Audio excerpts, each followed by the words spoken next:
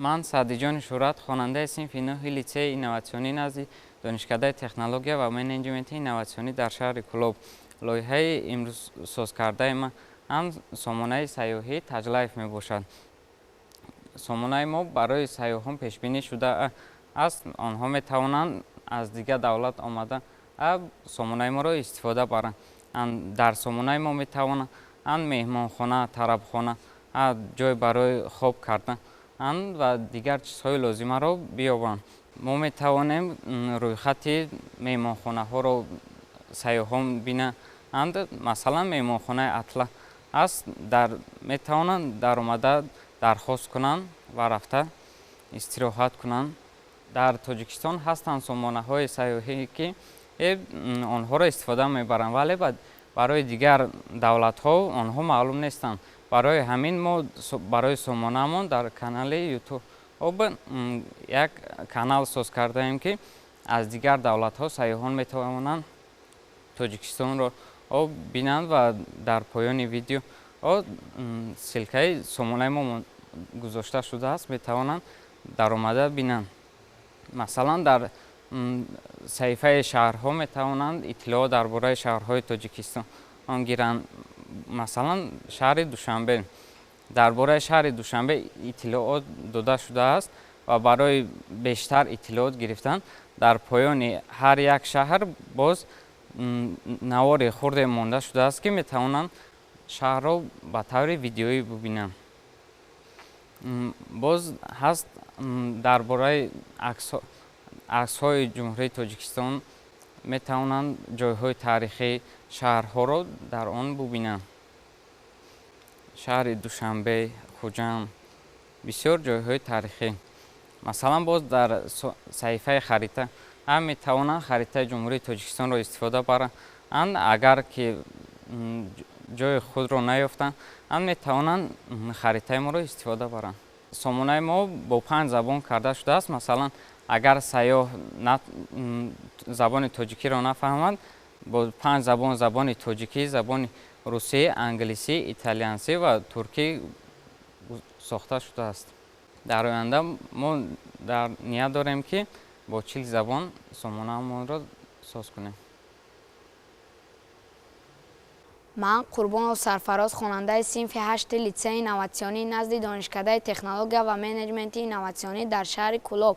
لایحه‌ای که من امروز بر پیشبینی شما میکنم، این لایحه با نام اینفوتیج نام گرفته شده است. اینفوتیج یعنی اطلاعات می باشد. لایحه ما اساساً برای برنامه سازان پیش بینی شده است. در صفحه اساسی سامانه ما می توانید شما خبرها، تمام خبرهای نوی کمیونیکاسیونی را دیده از تمام خبرها آگاهی باشید. و صفحه دیگری سامانه ما این صفحه عالمان می باشد که با 2 قسم جدا کرده شده است. در این صفحه تمام عالمان، مثال چارلز بیبیج، هنگامی که ما تگمه مفصل‌تر را زیر میکنیم در اینجا همه معلومات درباره چارلز بیبیج، کدام اختراعات، همه معلومات پیش بینی شده است. سامانه ما با زبان تاجیکی برای تمام برنامه سازان جمهوری تاجیکستان پیش بینی کرده شده است. منوی دیگر سامانه ما این معلومات بیشتر و درس های ویدیویی. در درس های ویدیویی ما می توانیم که در اینجا هنگام زیر کردن در ویدیو ما می توانیم که ویدیو را بار کرده با زبان تاجیکی. همه ویدیوهای ما تنها با زبان تاجیکی پیش بینی کرده شدند که برای دیگر برنامه سازان نورس مشکل نباشد. منوی دیگر سامانه ما این کتاب ها، معلوماتی بیشتر کتاب ها می باشد. در اینجا کتاب های برای برنامه سازان پیش بینی شده است. ما می توانیم که از کتاب های برنامه های آفیسی، زبان های برنامه سازی و دیگر نمودی کتاب های استفاده بریم. منوی دیگر ما منوی ابونه شدن، یعنی تماس با ما، علاقه با ما. منوی دیگر ما این منوی ابونه شدن می باشد که худамонро ба обуна ба қайд гирем ва бо ҳамаи барномасозони наврас бо мо дар тамос бошанд. Сомонаи мо ҳайни ҳол дар шабакаи байналмилалии интернет вуҷуд дорад ва шумо метавонед ки аз сомонаи мо ҳама вақт истифода баред. Бартарии сомонаи мо аз дигар сомонаҳо дар он мебошад ки танҳо бо забони тоҷикӣ карда шудааст, яъне оддӣ муфассалтар фаҳмонда мешавад. Боз яке аз ҷойҳо ин настройка, яъне ивази дизайни сомона мебошад. Агар ба шахсоне ки сомонаи мо маъқул нест тарзи тарроҳии ӯ, метавонад ки ранги сомонаро иваз кунад ва метавонад аксҳои сомонаро ба таври худаш иваз карда монад. Ва сомонаи мо бисёр бартарие дорад ки агар мо ба дигар сомонаҳо дароем, онҳо аз мо маблағ талаб мекунанд. Дар сомонаи мо ягон маблағ талаб карда намешавад, маблағ тамоман талаб карда намешавад.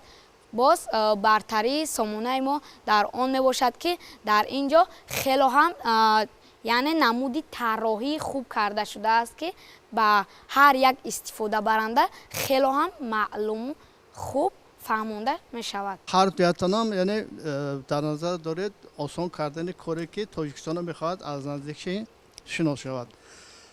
ин бисёр кори хуб аст албатта, лекин ман мехостам ки фаҳмам ки шумо масалан ҳаст барномаи китобхонаи миллӣ ҳаст. чӣ фарқат дорад?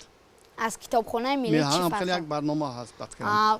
сомонаи мо аз барномаи китобхонаи миллӣ чӣ фарқият дорад? Дар китобхонаи миллӣ аз сабабе ки маълумот хело ҳам бисёр ҷорӣ карда шудааст, онҳо сомонаи мо танҳо бар як соҳа мебошад. Соҳаи барномасозон дар китобхонаи миллӣ бошад, тамоми соҳаҳо, яъне забон адабиёт, забони англисӣ, забони русӣ ва дигар намуди маълумот мебошад. Дар сомонаи мо фақат як соҳаи барномасозӣ мебошад. барномасозӣ ин акон қадар чизи нав набошад. ба фикр ба андешаи ман бояд ки шумо як соҳа ба диққат додед, ҳамин соҳа ман мехостам бисёртар кор кунед. ҳозир дар бораи хондани китобҳои бадиӣ ҳаст. ҳама хеле як шумо ҳамаи китобҳое ки дастрас мекунед, агар ҳамаҷа партия дига бисёри кори хуб мешуд. рангаш иваз мекунад. Ранги мисол кабуд, ранги зард, бо метавонем ки яъне аксҳои қафоӣ, бале, акси қафои сомонаи мо ба кулли иваз мешавад, яъне ба таъби истифодабаранда мебошад. ин гуфтед агар барои хонанда маъқул нашуд, метавонад худаш рангашро иваз кунад. ҳамин хел фаҳмидем мо. Бале устод. он чизе ки шумо кардед хеле қобили қабул аст, чунки имсол соли ва дар оянда ҳам солҳои оянда ҳам соли сайёҳӣ аст. ҳамаи кӯшишу заҳмату он заҳматҳое ки худи пешвои миллатамон мекунанд барои ҷалб кардани сайёҳон ба кишвар, мо бояд ҳама ҷониба кӯшиш кунем ки дар ҳақиқат он талаботе ки барои сайёҳӣ яъне ҷавобгӯ аст, бояд барои ҳар як сайёҳ ҳамин хеле як талаботҳое ҷорӣ кунем ки дидан кардан аз кишвари мо, дидан омадан саёҳат карданашон осон гардад. шояд бошад ҳолатҳое ки дар ҳақиқат он чизе ки шумо сохтед дар ин ҷо барои сайёҳон як дастурамали хубе гардад, то ки аз Тоҷикистони мо дидан кунанд ва ҳамин хел соҳаи сайёҳӣ дар кишвари мо бо рушд ёбад. заҳмати зиёд кашидед. Ман дар оянда боварӣ дорам ки боз аз ин ҳам чизҳои зиёдтару ҷолиби диққаттар боз месозед.